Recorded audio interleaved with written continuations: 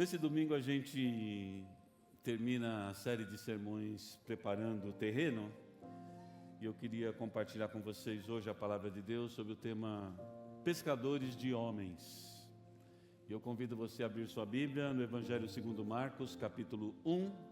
Nós vamos ler os versos 16 a 18. Evangelho segundo Marcos, capítulo 1, versos 16 a 18. Diz assim a palavra de Deus: Enquanto andava às margens do mar da Galileia, Jesus viu Simão e André, seu irmão, lançando redes ao mar, pois eram pescadores. Então Jesus lhes disse: Sigam-me, e eu os farei pescadores de homens. No mesmo instante, eles deixaram as redes e o seguiram. Vamos orar mais uma vez. Obrigado, Pai, porque o Senhor nos revelou a nós, pela vida do Teu Filho Jesus, que é a Tua palavra encarnada, Senhor. Obrigado pelo poder que essa palavra tem nas nossas vidas e pedimos agora que o Teu Santo Espírito fale conosco mais uma vez quando a abrimos nesta manhã. Age, Senhor, em nosso favor, em nome de Jesus. Amém. A banda Titãs tem uma música bem interessante chamada Comida. Essa música começa com duas perguntas. Ela diz o seguinte: você tem fome de quê? Você tem sede de quê? E eu tenho para mim que essas não são perguntas feitas por um garçom no restaurante. O autor da canção não está falando somente de comida e bebida, ainda que esse seja o nome da música. Mas ele está falando de algo além disso. E por que eu posso ter certeza dessa afirmação? Por conta do resto da letra. Em determinado momento ele diz assim: a gente não quer só comida, a gente quer comida, diversão e arte. A gente não quer só comida, a gente quer saída para qualquer parte. A gente não quer só dinheiro, a gente quer dinheiro e felicidade. A gente não quer só dinheiro, a gente quer inteiro, não pela metade. Me parece aqui que a ideia é de uma busca por satisfação, por algo que realmente possa fazer diferença na vida de uma pessoa, algo que vá mantê-la não somente viva, mas feliz, algo que dê significado, que traga respostas, que preencha o coração. Até porque, apesar de que comida e bebida são coisas essenciais para a vida, todos nós sabemos que a gente não vive só para sobreviver. A gente não vive somente para ter alimento, para ter algum conforto, para ter alguns dias, alguns momentos de felicidade, algum tempo de diversão. E essas coisas são legais, mas elas, na verdade, não preenchem plenamente o nosso coração. A vida vivida dentro da normalidade, dessa correria do dia a dia, parece pouco para encher o vazio existencial que em algum momento se revela na alma de todas as pessoas. Todo mundo em algum momento sente um vazio, porque o livro de Eclesiastes diz que Deus colocou a eternidade no coração do homem. Então a gente sabe que em algum momento o ser humano sente: não é só isso, a vida não é só isso, tem algo além disso, é essa eternidade que Deus colocou dentro de nós. E eu quis começar esse sermão falando sobre isso, porque eu tenho para mim que era mais ou menos sobre esse tema que Jesus estava falando com seus futuros primeiros discípulos quando os chamou, conforme o texto aí de Marcos que a gente leu. Simão, que é aquele que depois vai ser chamado de Pedro, estava junto com seu irmão André, e eles foram os primeiros discípulos chamados por Jesus. Os dois pertenciam a uma família de pescadores. Muito provavelmente aprenderam essa profissão ainda na adolescência com os familiares mais velhos, e acabaram entrando nessa atividade familiar que é o comum daquela época, né? Os filhos aprendiam a profissão com os pais. Esse era o costume dos judeus naquele tempo. E eu vou dizer, talvez eles não fossem bons em mais nada, porque a atividade da pescaria no Mar da Galileia era algo realizado por pessoas simples, pessoas que tinham uma vida dura, que não tinham muito estudo, uma vida de esforço para ter o básico, para manter a família sem luxo, mas para permitir que a família continue. Uma vida cujo objetivo muitas vezes era somente sobreviver. Nós vamos lutar para quê? Para a gente continuar, para a gente aguentar. E me parece óbvio que alguém que depende tanto assim da sua vida profissional, alguém que não vive de renda, que não recebeu uma herança e que não tem outra oportunidade para sustentar a sua família, essa pessoa certamente valoriza muito o seu trabalho. Ela sabe que aquilo é importante para ela. Ainda que pudesse não ser algo nobre, nem às vezes agradável, a pescaria representava para Simão e André algo muito importante. Era a atividade que preenchia o seu tempo, para que eles pudessem dar continuidade para a vida da sua família. Talvez se houvesse uma banda como Titãs lá na Galileia, 2000 anos atrás, cantando músicas a respeito do questionamento sobre a vida, eles iam perguntar: você tem fome de quê? Você tem sede de quê? E talvez Simão e André falassem assim: olha, espiritualmente eu tenho fome de honrar a Deus. Na vida pessoal eu quero que a minha família tenha saúde, que os meus filhos tenham uma vida digna, correta, que a gente tenha paz, que a gente viva num ambiente de amor. Também eu quero pescar mais e melhor. A gente quer ampliar o nosso negócio, a gente quer comprar mais barcos, a gente quer aumentar a nossa equipe. E eu vou dizer, essas respostas de Simão e André, normalmente são as nossas respostas. Se alguém perguntar para a gente, do que você sente falta? O que você quer? A gente vai pensar nessas coisas.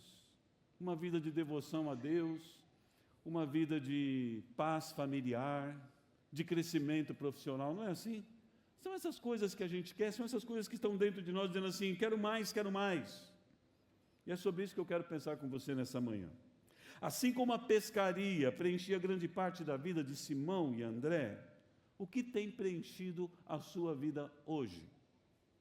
Você tem fome de quê? Quais são as coisas que ocupam o seu pensamento, que dominam a sua agenda, que são importantes para que você invista horas valiosas do seu dia nessas coisas? O seu objetivo é só melhorar o que você já faz? Ou existe dentro do seu coração uma abertura para que você possa experimentar algo novo vindo de Jesus? Essa é a questão. Meu desejo de vida hoje é continuar nessa luta que eu já tenho? Ou será que eu posso dizer: Senhor, se o Senhor quiser, eu também quero mais. Se o Senhor quiser, eu quero tudo diferente. Essa é a questão. É interessante que antes do chamado de Simão e André no verso 15 desse mesmo capítulo, Jesus está anunciando o reino de Deus. Ele diz: o reino de Deus está próximo. Ele está dizendo que existem boas novas que estão chegando para a humanidade e que as pessoas precisam conhecer. Notícias inesperadas, notícias excelentes, maravilhosas. Isso é algo legal, porque notícias inesperadas, na maioria das vezes, não são boas. Eu tinha um amigo que falava assim, que quando o chefe chamava ele na sala do chefe, ele sempre esperava a demissão, nunca a promoção. Vai preparado já. Se o chefe chamar, já vai preparado. Mas antes de pensarmos nisso, sobre o chamado dos dois pescadores, e faz todo sentido a gente entender o objetivo pelo qual o Evangelho de Marcos foi escrito. Olha só. Aliás, tem muita gente que chega para mim e fala assim: Josimir, espera aí. A história de Jesus está na Bíblia, nos Evangelhos, não é isso? É. Os livros chamados Evangelhos são a história de Jesus. E por que nós temos 4 evangelhos diferentes se a história é uma só? Tem razão para isso. Porque os 4 evangelhos foram escritos com objetivos e com públicos-alvos diferentes. O evangelho de Mateus é escrito para os judeus, então ele está bem preocupado com as profecias cumpridas. O evangelho de Marcos é escrito para os romanos, e por isso ele está preocupado com a força do Deus que ele apresenta. O evangelho de Lucas é escrito para os gregos, Então ele está preocupado com o conhecimento, com a lógica, com a ciência. E já o Evangelho de João é escrito para todas as pessoas de todas as épocas, então ele é mais filosófico, ele é um pouco mais profundo. Mas no Evangelho de Marcos, que a gente leu, cujo objetivo é anunciar Jesus para os romanos, ele faz o seguinte: ele sabe que o romano admira deuses que tenham força, que sejam super-heróis. Então Marcos destaca na vida de Jesus informações que possam fazer os romanos entender que ele é Deus. Então você vai encontrar, por exemplo,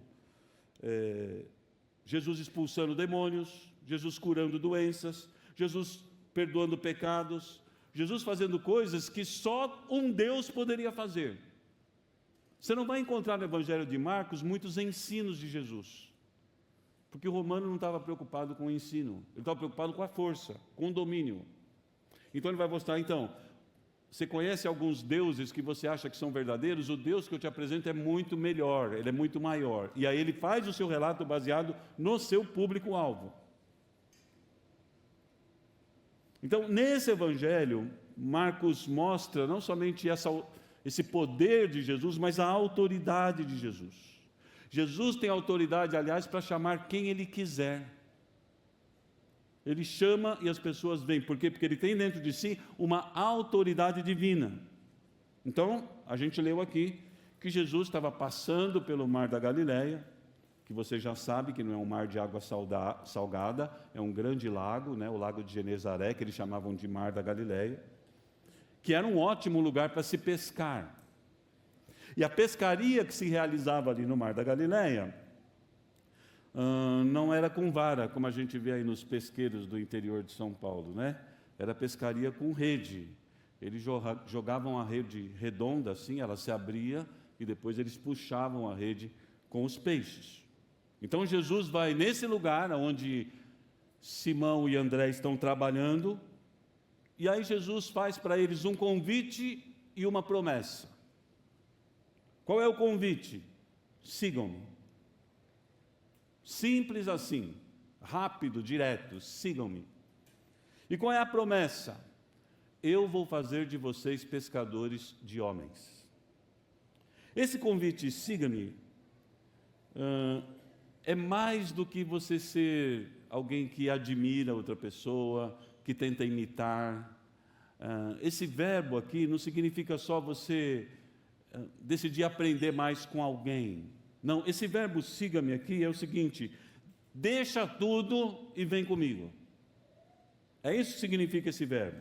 Deixa o trabalho para trás, a família para trás, qualquer coisa que vocês estejam fazendo e venham caminhar comigo. E esse era o significado de um discípulo naquela época. O discípulo, quando decidia seguir alguém, ele deixava tudo e começava a andar com essa pessoa. A tradição é que eles tinham que pegar a poeira do pé do seu mestre. O mestre andando, eles iam seguindo. Essa é a sensação, essa é a ideia. Andar junto, comer junto, viver junto, passar o tempo todo junto. Era um seguidor em tempo integral. Esse é o convite de Jesus para aqueles dois homens. E a promessa? A promessa certamente era um tanto enigmática. Eu os farei pescadores de homens. Hoje eu e você entendemos bem isso. A história já passou, a gente já entendeu o objetivo de Jesus, o reino de Deus sendo anunciado na terra. Hoje a gente entende isso, ser pescador de homens. Mas eu imagino na cabeça daqueles dois pescadores, isso deve ter parecido muito estranho, porque a pescaria era a forma como eles ganhavam dinheiro. O que eles faziam? Eles pescavam os peixes para vender, ok? Para ter a subsistência na sua casa. Talvez eles pensaram: como assim pescar homem? Será que a gente vai sair raptando gente para vender? Ok? Pior, será que a gente vai pescar os homens comer? O que significa isso? Hoje parece uma coisa simples, mas naquela época não. O fato é que, de alguma maneira, eles não se preocuparam muito com isso naquele momento. Ao reconhecerem a autoridade de Jesus, eles dizem: sim, nós vamos. Mesmo sem entender o que isso significava. E a gente precisa entender que essa promessa de Jesus é apresentada para aqueles homens como um processo, e não como algo que acontece de uma hora para outra. Quando Jesus diz que ele faria desses homens pescadores de homens, esse verbo aqui significa: eu vou construir em vocês uma função.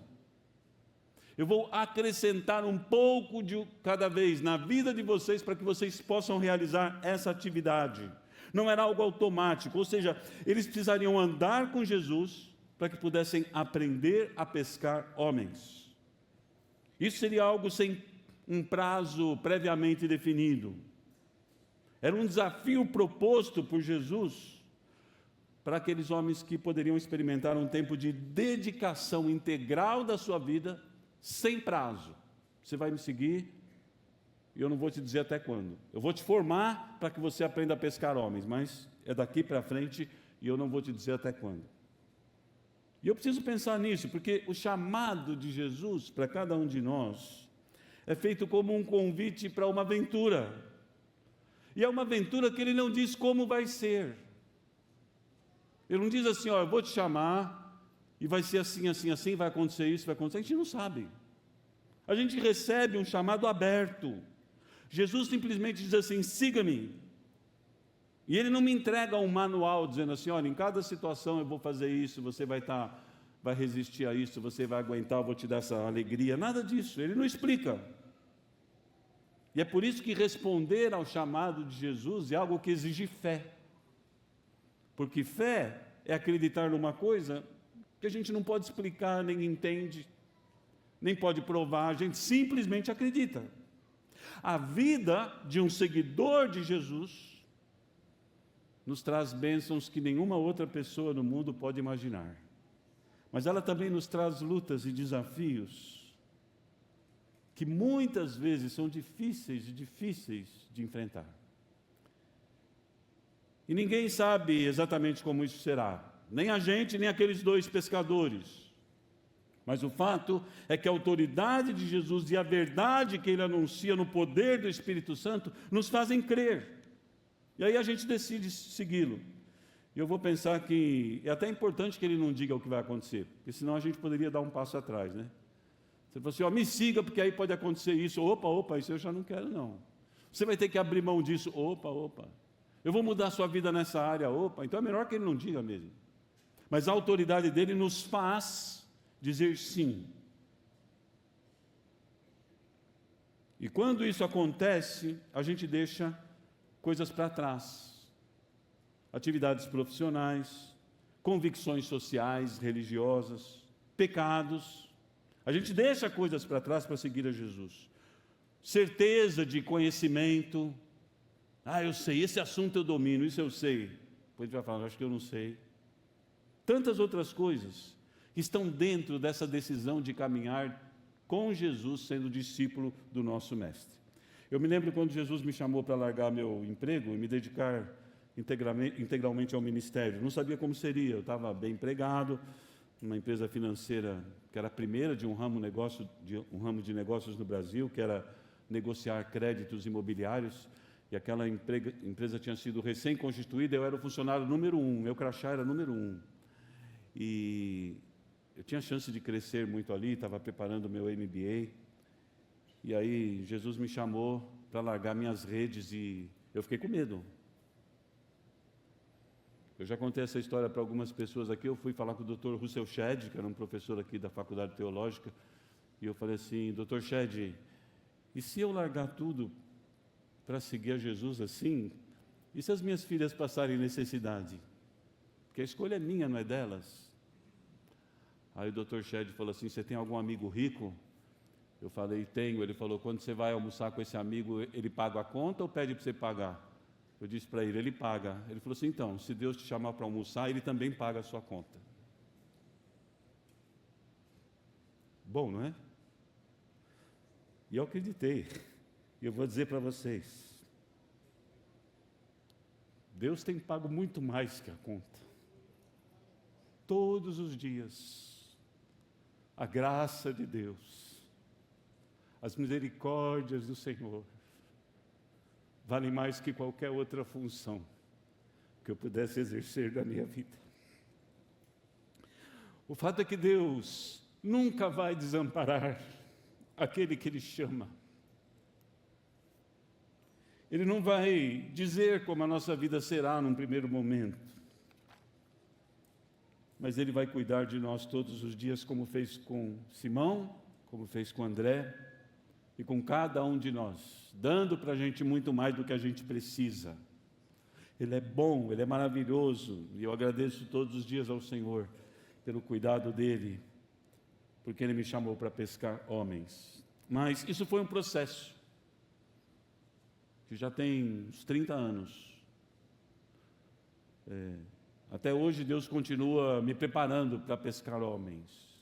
Ainda estou longe ainda do que eu acho que Ele espera de mim.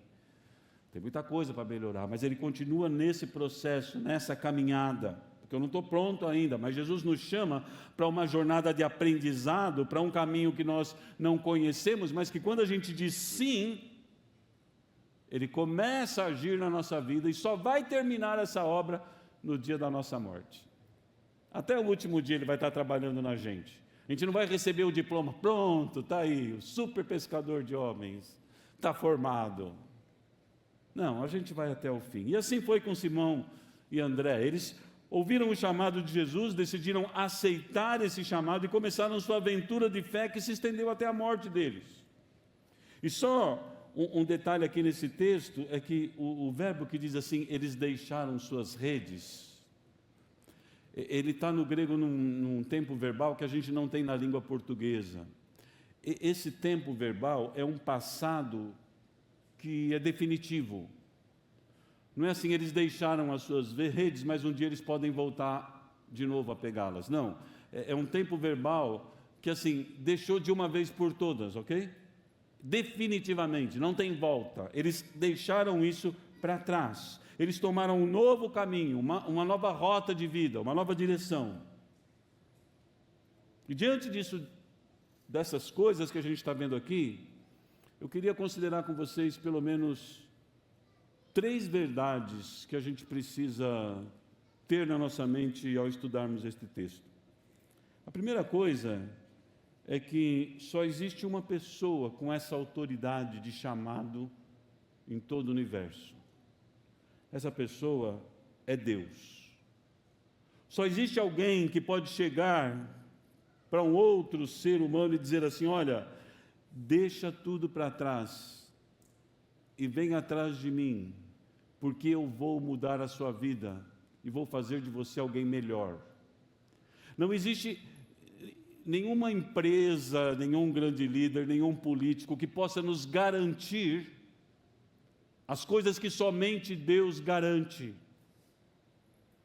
Os deuses romanos eram vários. Por quê? Porque de vez em quando alguém que era seguidor de um deus ganhava uma batalha. De vez em quando ele perdia, aí ele pegava outro deus.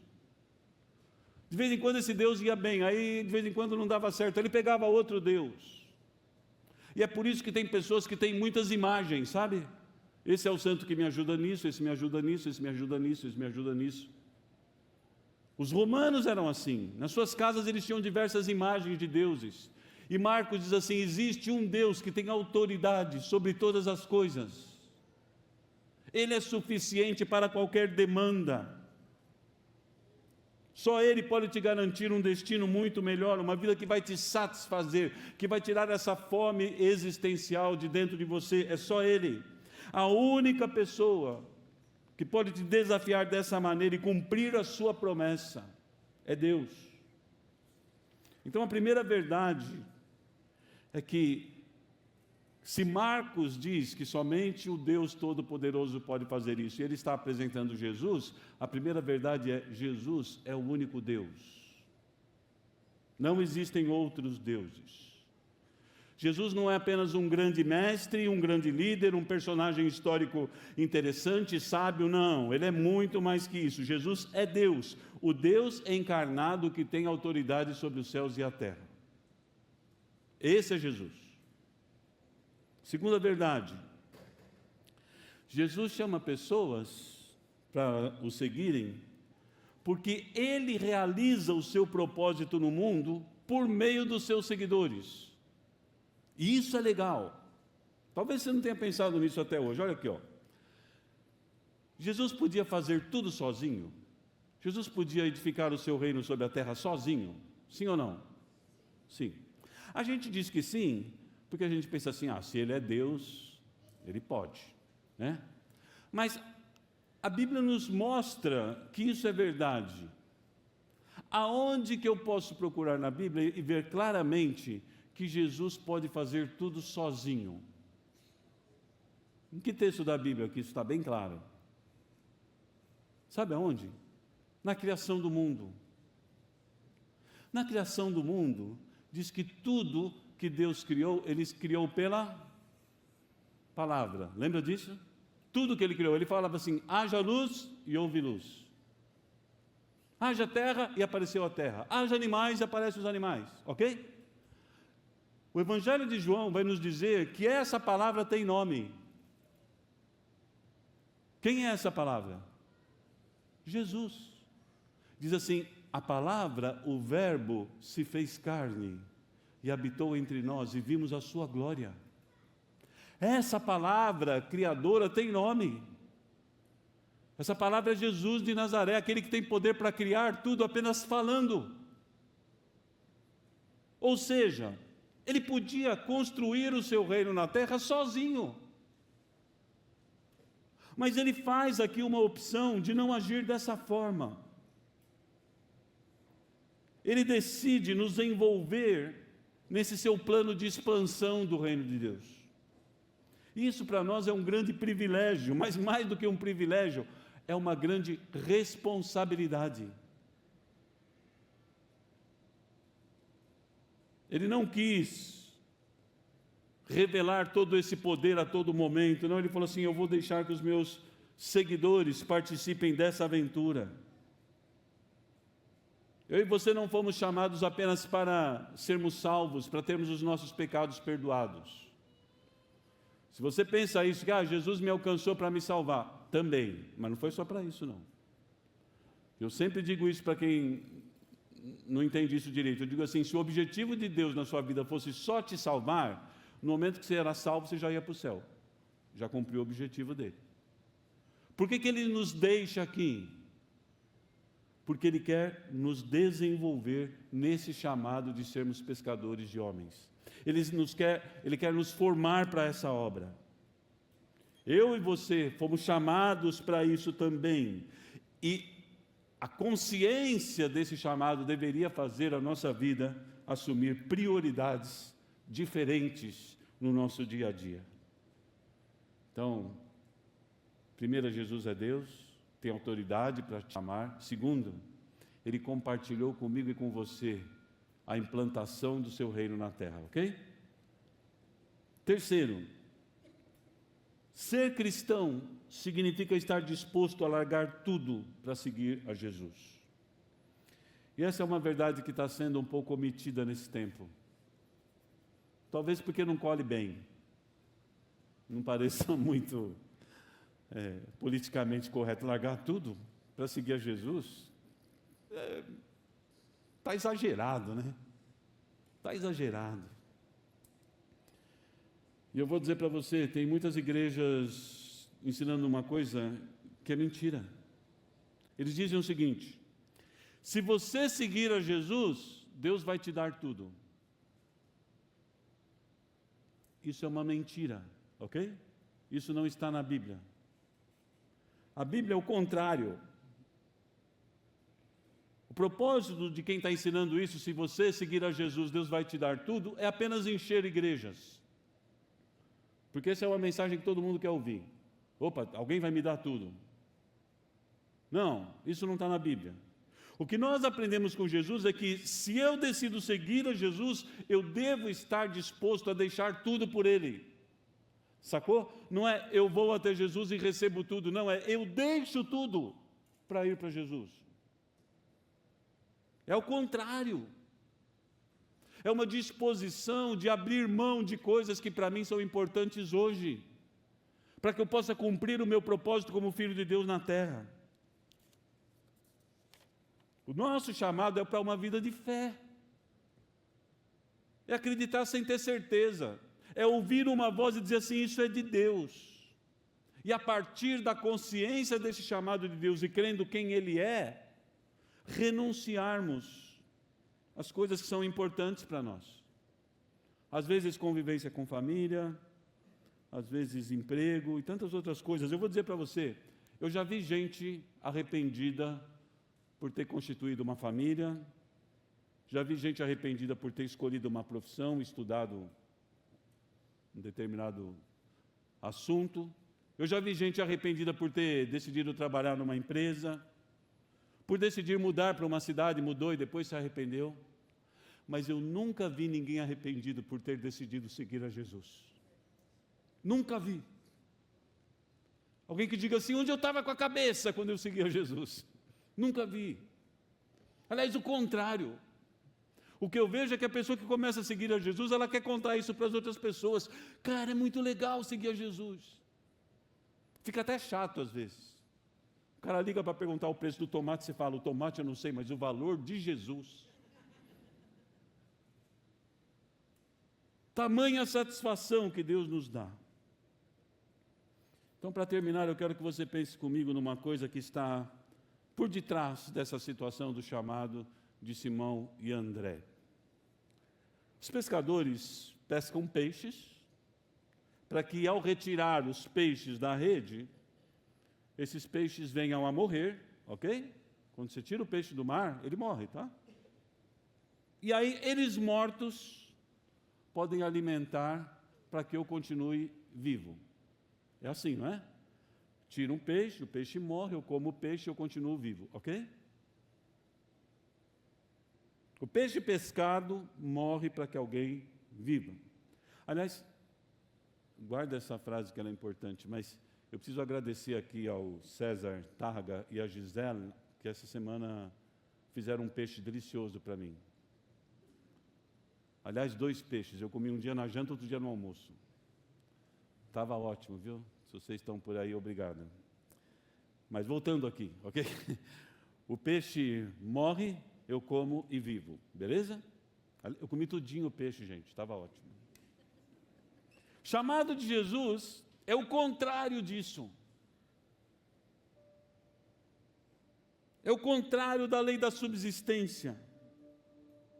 Jesus nos chama para sermos pescadores de homens, considerando que eu vou abrir mão de coisas importantes, inclusive eu vou abrir a possibilidade de que eu venha a morrer por Ele. Tem gente sendo perseguida no mundo, morrendo pelo nome de Jesus.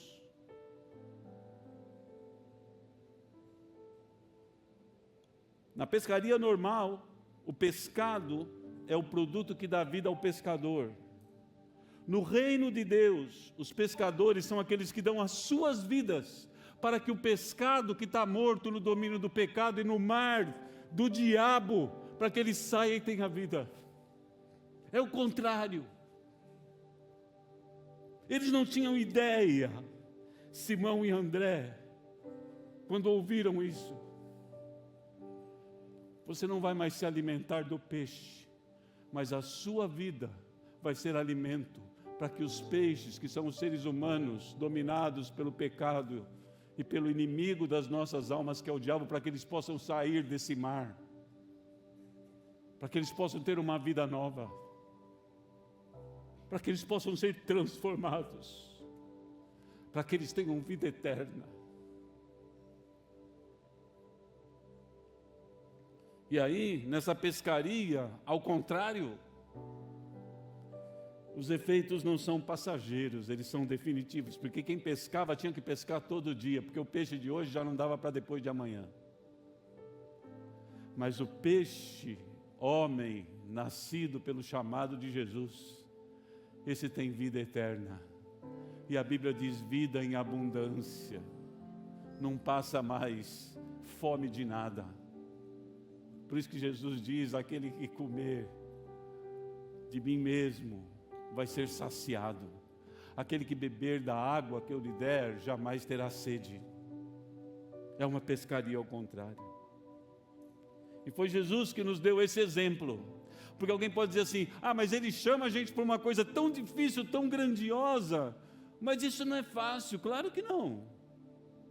Mas foi Ele que nos ensinou assim. Quando Ele fez isso? Quando Ele diz assim: olha, eu não cometi pecado nenhum. Eu sou santo diante de Deus. Mas eu vou para a cruz do Calvário para eu morrer no seu lugar. Eu vou ser o primeiro pescador de homens que dá a vida para que vocês tenham vida. Ninguém tirou a minha vida, eu dei a minha vida, diz a palavra de Deus. Eu mesmo a dou. Para que vocês possam nascer de novo. Ele é o exemplo. E Ele continua chamando até hoje gente como eu e você, para aceitarmos o desafio de sermos pescadores de homens. Quando o peixe era tirado das águas do mar da Galileia, ele morria. Mas quando os homens são tirados do mar, do domínio do pecado, pela fé em Jesus, eles recebem vida. E a minha pergunta para você nessa manhã é: ainda tem alguém disposto a dizer sim para o chamado de Jesus? Ainda tem alguém que diga sim: eu quero pescar homens. Eu quero entrar nessa aventura. Eu não sei o que o Senhor vai pedir para eu deixar. Naquele caso, foi a profissão deles. E muito mais. Eu não sei. Em cada um de nós, Deus pode dizer: se você me seguir, você vai ter que abrir mão de algumas coisas. Mas Ele continua chamando.